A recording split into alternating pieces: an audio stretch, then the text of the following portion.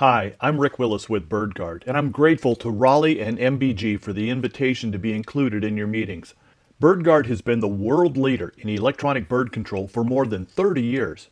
Our products are used in more than 57 countries and by most of the largest blueberry growers in the nation. For more than a decade, I've been personally working with producers to keep birds out of nearly every commodity, as well as packing houses, processing sheds, landfills, and power stations. But my favorite by far is the one I've dedicated the most time to, our beloved blueberries. I've worked in the field directly with growers from Vancouver, BC to South Florida. Now, before we get into any discussion about how to keep birds out, it's probably a good idea to start with why. For the majority of you, growing blueberries isn't a hobby gone wild, but a serious commercial enterprise where you'd really like to make a buck or two.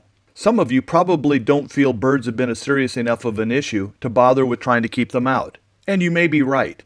It's not uncommon for one grower to have very little, if any, bird pressure, while another grower just a few miles away gets wiped out.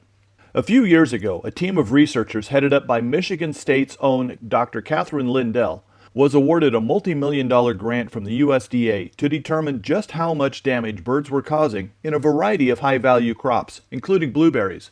As part of their research, Dr. Lindell and her team surveyed growers in Washington, Oregon, California, New York, and right here in Michigan.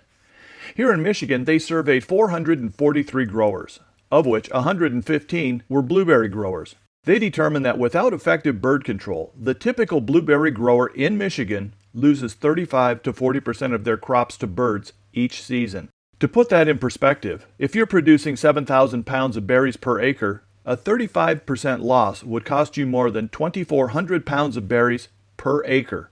But that number may seem a bit high to you, so let's be optimistic and say you're only losing 10%. That means the birds are still costing you around 700 pounds an acre. Of course, losing berries and money is only part of the problem with birds. The new Food Safety Modernization Act instituted a new set of guidelines and mandatory inspections in an attempt to reduce the instances of foodborne illness.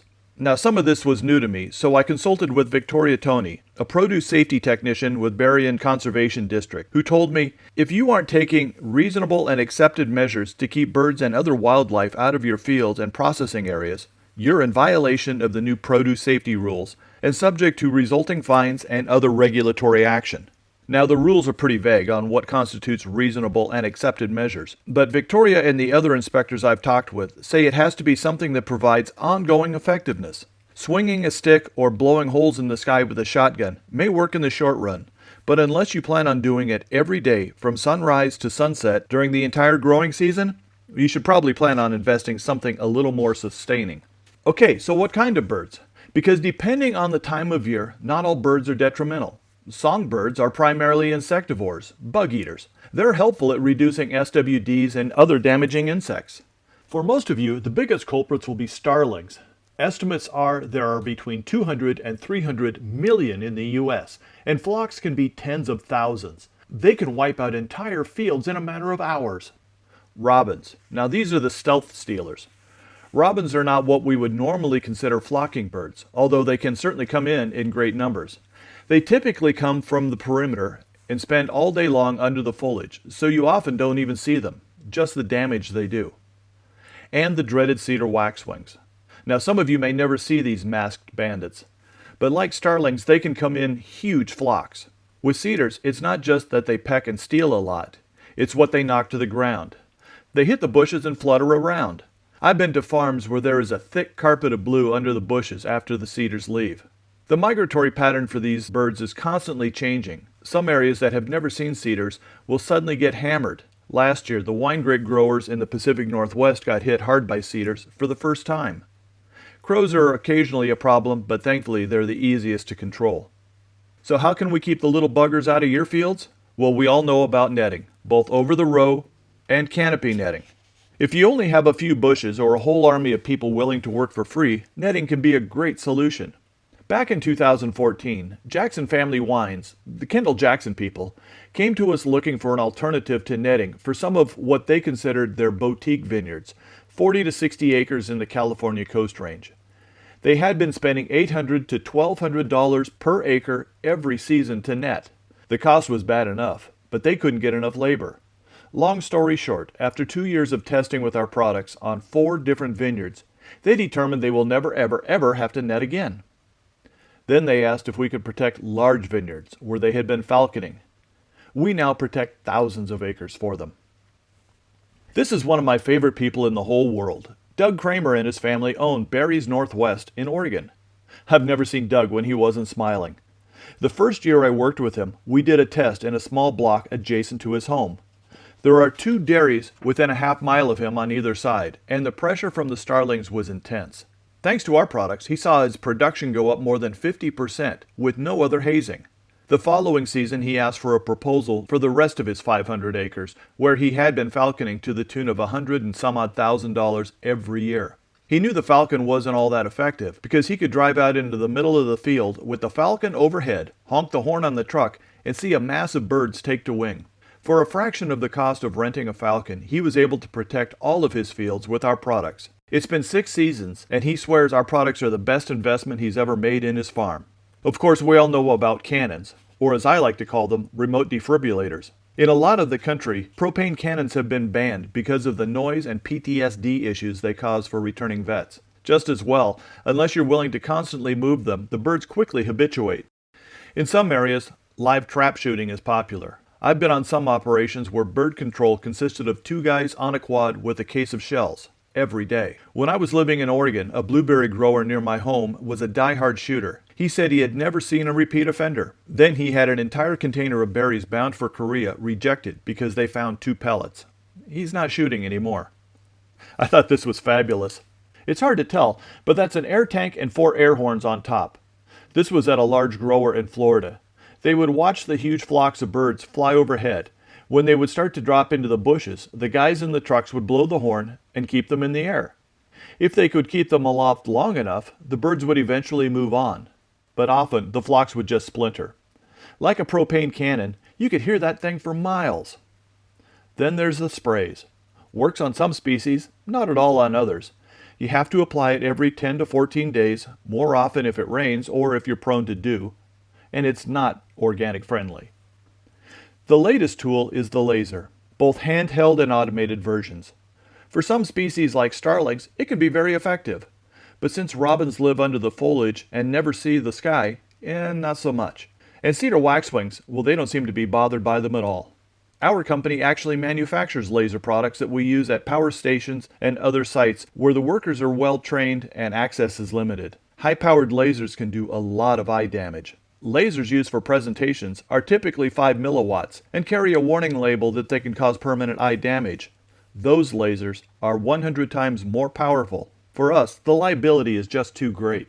Okay, so by now you're wondering if there's anything that will keep birds out of my fields and my inspectors happy. Well, glad you asked. As I mentioned, I'm with Gard, the world leader in electronic bird control for more than 30 years. How are we different? Our products harness the bird's intraspecies communications to trigger a primal fear and flee response, the actual voice of the birds. We broadcast digital recordings of species-specific distress and alarm calls, one member of the family yelling to everyone else, "Save yourself!" And through the wonders of technology, we make it sound like there are a whole lot of birds in distress.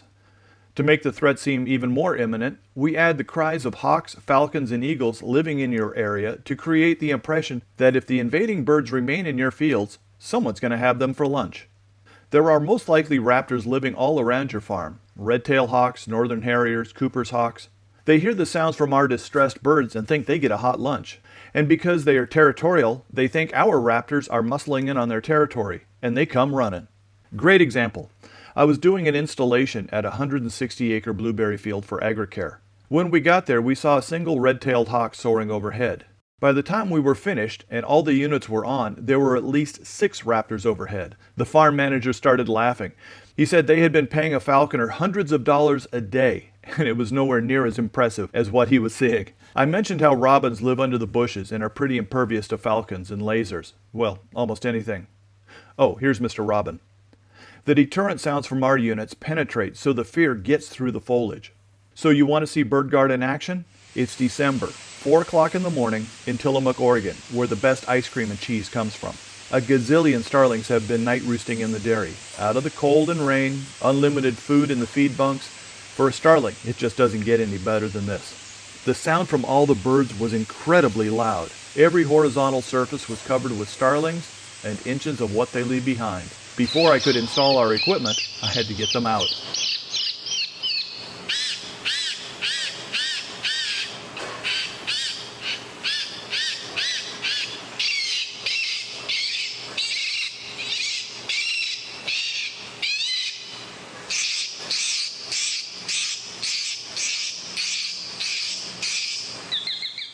So what's the biggest difference between BirdGard and everything else?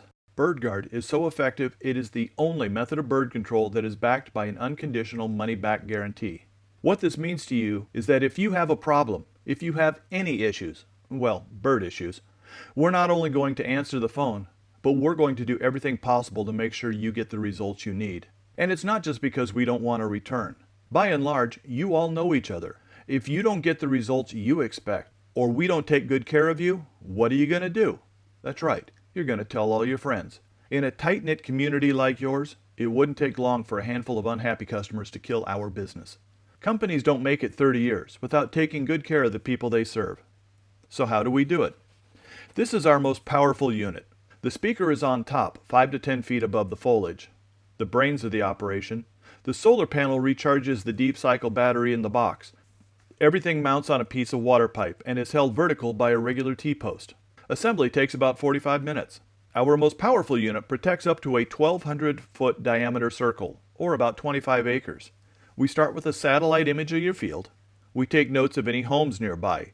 This is an audible device, and we want to be good neighbors. Also, any trees where the birds can congregate and stage feeding raids. Then we overlay the effective range of our units.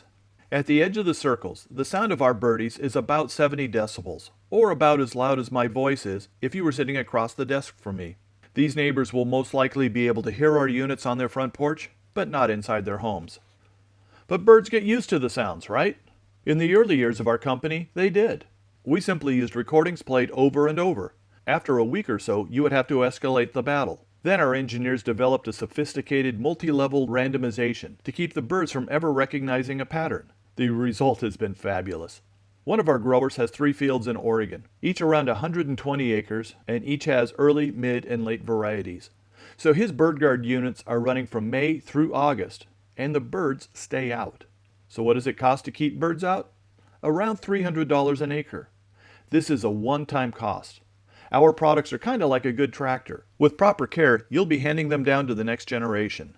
So the question of the day. Does it make good sense to keep birds out of your berry fields? Remember that 700 pounds of berries the birds are costing you per acre? That may be more like 2,400 pounds. $300 invested in BirdGard will get you an additional 700 pounds of berries per acre. And that's just the first year. Every year after, it's free. And the best part? If you don't see your biggest harvest ever, we're going to buy everything back. Seriously, if at the end of the season you don't think BirdGard is the best investment you've ever made in your farm, it's my problem, not yours. Oh, and for the record, I've never had a berry grower that didn't see at least a 15% increase in production once they got the birds out. Thank you for the opportunity to serve you.